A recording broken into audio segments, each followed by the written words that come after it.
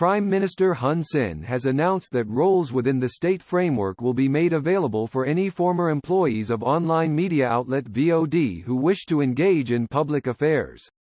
He advised Minister of Civil Service Prum Sokha to accept their applications and find them roles that match their qualifications. VOD has had its license revoked and will not reopen. I want to reach out to the staff members who have become unemployed because of the poor decisions of their leaders. I have decided to provide employment to those who wish to serve the government, he announced in a social media post. Outsiders should not attempt to interfere in the kingdom's internal affairs. Our decision will not be changed. Foreigners have no right to demand anything of us, as this is purely a matter for Cambodians. Shutting down an unethical broadcaster will not kill the freedom of the press, but will actually help to strengthen the professional ethics of Cambodian journalism, he added. Separately, the Ministry of Foreign Affairs and International Cooperation has brushed off concerns raised by a number of foreign embassies in Cambodia over the revocation of VOD's license, saying their concerns were politically motivated. The embassy's reactions followed the February 13 annulment of the media license of the Cambodia Center for Independent Media, which oversaw VOD.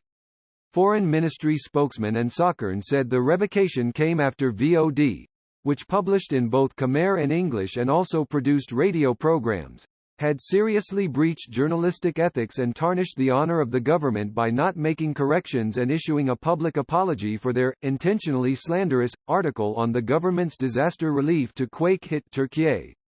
The February 9 report centered around claims that Hun Sen, Deputy Commander-in-Chief of the Royal Cambodian Armed Forces, RCAF, and future prime ministerial candidate for the ruling Cambodian People's Party, CPP, had signed off on the document on his father's behalf.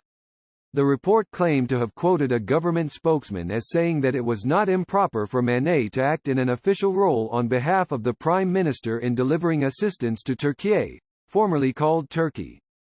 Several embassies, including those of the US, France, Germany, Spain and the EU delegation to Cambodia, issued statements critical of the shutdown. For more than 20 years, VOD has been reporting impartially and based on facts that benefit the Cambodian people. We call on the Cambodian authorities to reconsider this decision, said the U.S. Embassy. Sokha was quick to rebuff the statement. I am deeply disappointed and completely dismiss any concerns raised by foreign embassies on the grounds of political discrimination and bias regarding the revocation of the license of a local media outlet that receives foreign funding, he said. The spokesman added that administrative action against those who violate the law should not raise as many concerns as misinformation or intentional slander that undermines human rights and freedoms. Unfortunately, the biased statements of these embassies show a disregard for the indisputable fact that the media outlet in question refused to correct its mistake, in accordance with the provisions of the press law. Claiming to be a free and independent presses is not a license to violate the law with impunity. The suggestion that this outlet reported on facts is baseless, he added. Several media outlets and civil society organizations, CSOs, also issued a joint statement expressing regret over the closure.